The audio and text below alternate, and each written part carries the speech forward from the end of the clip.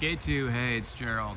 I'm standing in the front lawn of Green Lane home and just zeroed in here on the UT Tower. You can actually see it through this modern home on the other side of the street. I just thought that was kind of cool to see West Campus. I've always been intrigued by this street. I used to have a friend whose parents lived on the street. I think it might have even been this home, but it's been remodeled since. Couple things need to be clarified. I know some portion or all of it is private. I'm not sure where that starts. The signage is down there towards the end of the road, and I think it may start all the way up at Pemberton Castle. I'm not sure if you're aware of what that is, but you can, I'm not sure if you can quite see that, but Pemberton Castle, there's a history on that, and it was a number of things, amongst others. It was sort of a sales office back in the 30s as a lot of these houses were being built. But this is sort of a strange road in the sense that it was private. I know there is some organization for maintenance and so forth. The assistant that is here is not up to date and able to answer some of those questions for me. So I'm gonna get, there's a package that I can get over email if you have further interest. There is a lot of, sort of remnants of pre-1920s or 1930, and these houses were built. I know this house, I think, was built late 1930s, 1941. Some of the most ridiculous trees that, I've seen in 78703 are here. Directly behind this property, I don't know how much research you've done, can't back up anymore, but you'll see an entrance over here, a very private entrance, and there's another one over on Harris Boulevard. The Harris Estate is a very famous 5-acre piece of property at Harris and Windsor, and you can see it on the satellite. I don't know, Amy did some design work over there. I think there's some lobbyist, longtime lobbyist that has it now. But we're talking peacocks and ponds and, 5 acres of these trees and so forth. So that's what you back up to. But you'll notice that some of the improvements and structures are back pretty close up behind this property. I'm struggling a bit to understand the evolution. This looks like it might have been an add-on at some point, but when I get up there in the floor plan, you'll notice it may not be. But with the build date, we do have a pier and beam foundation. I really did not feel a lot of deflection or major structural concerns as is. I couldn't see under the house. I see the access for it, but it's not exactly easy to just open the access door and climb in. It takes a few tools and a little bit of army crawling. But I did go around the house, and all of this original brick, a lot of the, I can look for different colors in the mortar or signs of movement and cracking, and I did see some, but not a lot. But for instance, I saw some of these areas here over the windows. And if I come around the side, sorry, there's just so happens there's a saw going while I'm trying to do this. See a little bit more right there. Again, I really don't feel a lot of corresponding concerns inside. You can see there's where it vents there, and you can see they've definitely done some more modern work on the apron. I'll come around the back in a second, but you can kind of see how the side yard turns into the back. Really good sized lot. I think it's have a 0.22 acres, lots of work in the front. Looks really stately from the front, however, with this private road, I definitely notice a lot of the road setbacks, dimensions. Some of them aren't really matching the rest of the neighborhood, so you get a little bit of a tighter feel in here. And because it's a dead end, you don't really, you don't really have people walking by in strollers and whatnot. You come down here specifically for your residents. You'll see there's a 2-car carport that was no doubt added later on. You can see the steel posts right there. 1-car garage, so you don't have really any additional space for the 2nd-car garage. A number of things can be done with a bigger scope of work, but not ever was a 2nd-car garage where it was reduced to 1. So I'm gonna go inside and give you the lay of the land. The floor plan can be a little bit tricky. I sent you some documentation, but I'll try to simplify it as much as I can. Definitely see some windows here that are aged, but look to be in pretty decent state of repair. And there's mostly plantation shutters throughout, which seem to also be in reasonable state of repair.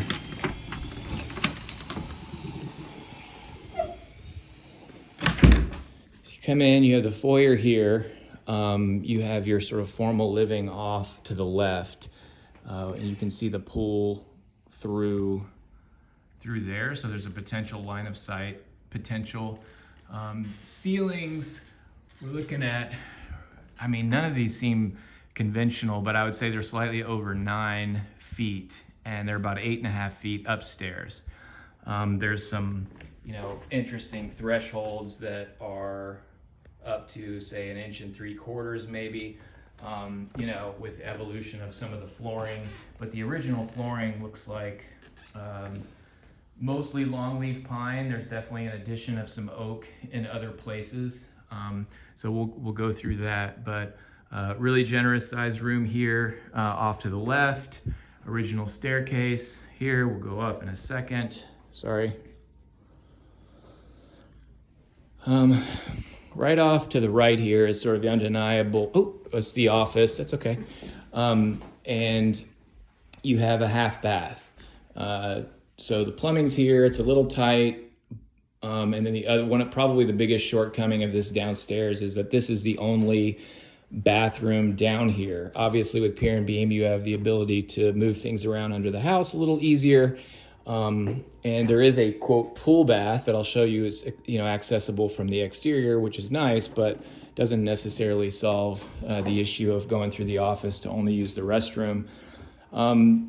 So we come up off these original pine floors to some oak floors that is, I'm just going to guess, is like a 1989 to 91 remodel here. Nice space, lightly used, but clearly 30 years old plus.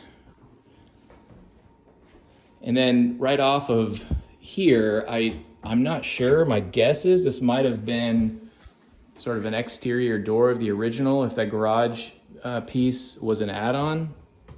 But you go up this secondary, almost like a service stairway here, and I'll show you how that fits in with the floor plan upstairs and through to the 1-car garage.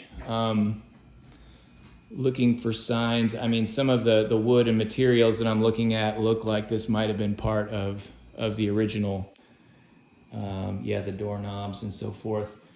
But, that's another limitation. So when you go through the kitchen, this is clearly like a sitting, eating area, or maybe even a breakfast area without a table. Good sunlight. You have what I was mentioning before, what I think is the estate, the Harris estate. Ridiculous trees, by the way, just more of that. But the Harris estate that kind of, it's not encroaching, but it just definitely feels tighter than I thought it would feel. Up over the fence line. I'm not sure what variances, or if they just flat out built those 8 and 10 foot fences and didn't ask for permission and waiting to ask for forgiveness.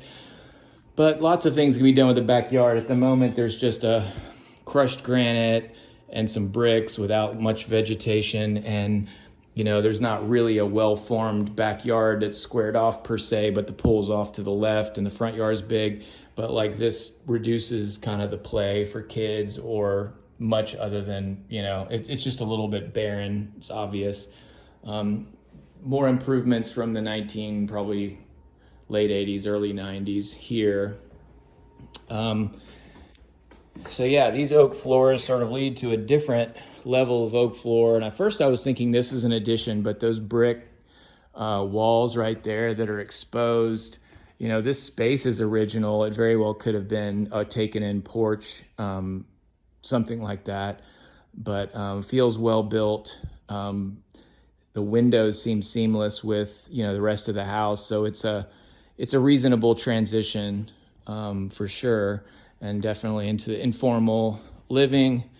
And out to the pool area.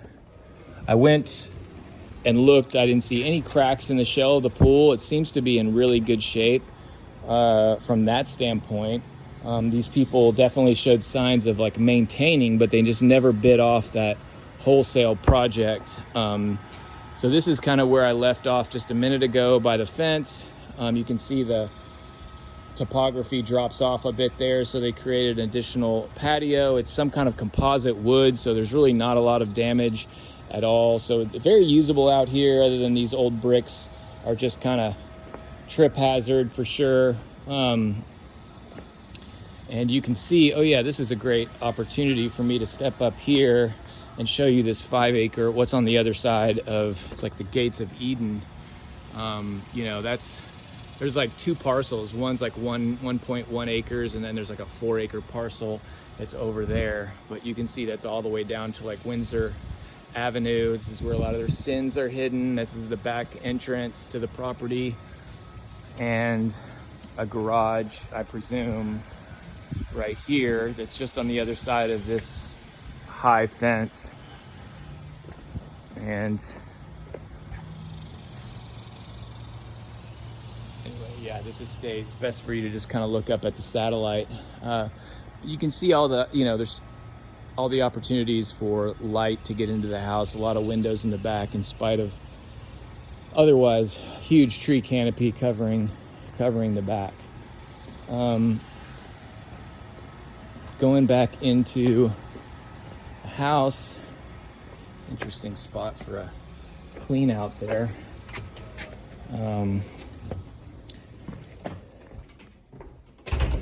Yeah, there's some evolution that is just not obvious, but this is that original room. When I came into the entry and looked off to the left, this is that living room.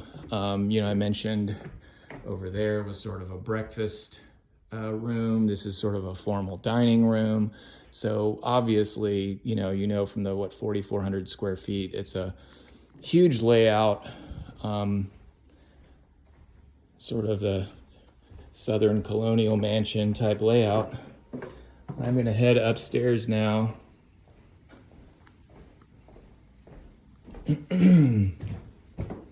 So I'm going to simplify the upstairs from the top of the stairwell, and then it gets a little confusing how they've connected doorways around the back of a lot of these rooms. But you essentially have a bedroom, generous size. All the bedrooms are generous. You have one bedroom here off to the right, sort of the entrance to the master suite, which takes up almost the whole back of the house, right here.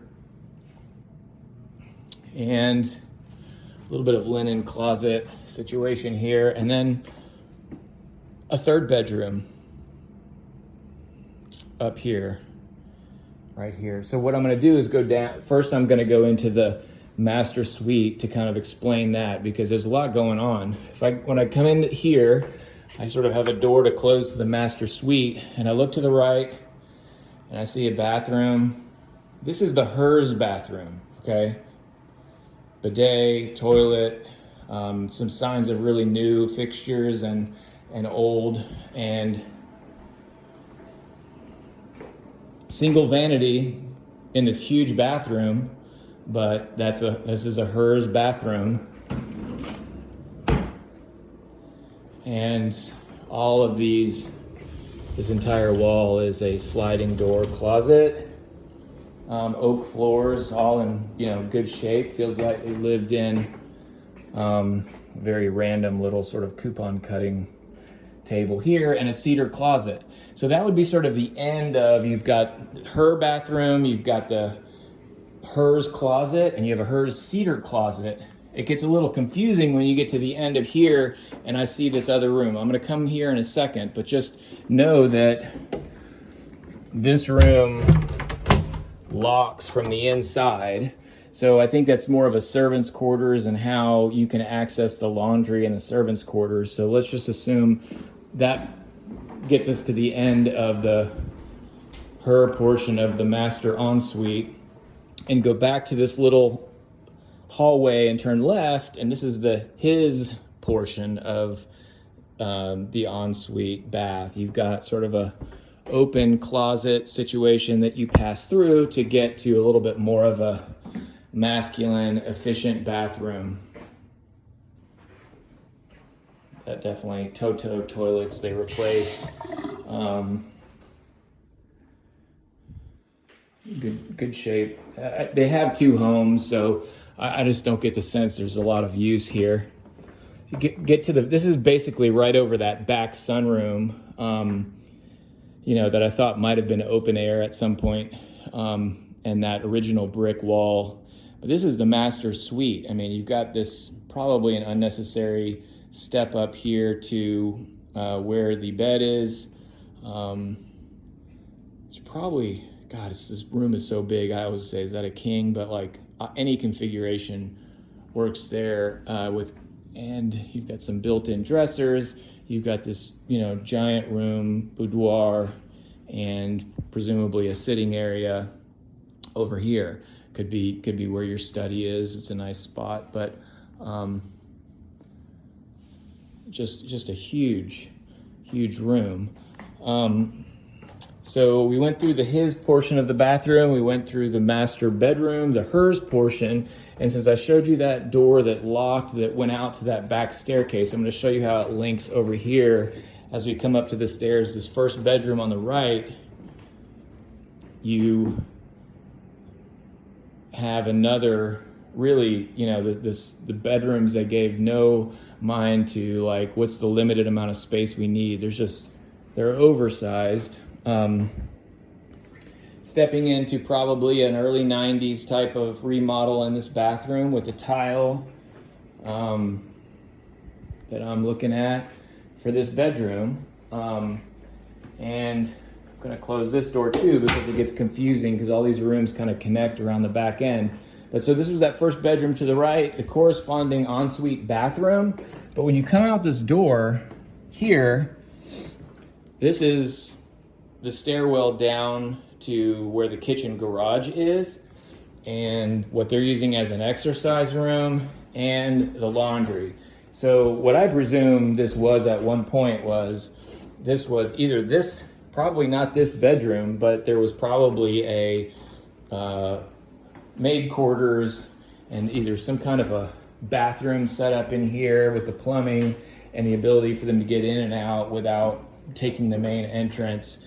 But now, in more modern days, well, I locked this, but that's where you come out of the hers portion of the bathroom. So you have access from the master to the laundry facility. They're using it as exercise. It's a good use. Could also be another study. So, okay, we went through the master suite. We went through this room to show you how it's connected. And then there's this bedroom, next bedroom over here that is also the similar size as the other one. Like I said, very generous. Also an ensuite bathroom. Also, I don't know, maybe early 2000s in the 90s kind of tile bath setup. Again, lightly used, just out of date. But you get this, they call these things like dressing rooms in the floor plan. Your guess or your use is good as mine, but you do have plenty of a nice sized closet, but you've got this room that, connects to it, that you have to cross the stairwell. So you're really kind of, maybe you're making a bigger closet or extending a bathroom or something, but just notice it connects with this bathroom. I was showing you that bedroom having this ensuite and this bedroom, excuse me, having that ensuite bath. And then you have something that in Clarksville standards would be another bedroom, but you can't get to it by the hallway, but it does have access to the bathroom. So there's a number of flex options that work, but it's not a clean opportunity for that other bedroom. So if you're really just trying to get the most out of the bedrooms, you've got the master, you've got this room, this could be a sleeping room, and then you have this could be a sleeping room, clearly, and then what's currently the exercise room could be a sleeping room. So it's not an equitable distribution of space, but it's, I'll leave it to your creative mind to figure out where kids could go. Okay, let's see. We did the pool, we did downstairs, we did upstairs. I think that pretty much covers it. I sent you the available documents in MLS and have some follow-up questions, and I'll make sure you get those if you have any further interest in this one. And we'll talk soon. Cheers.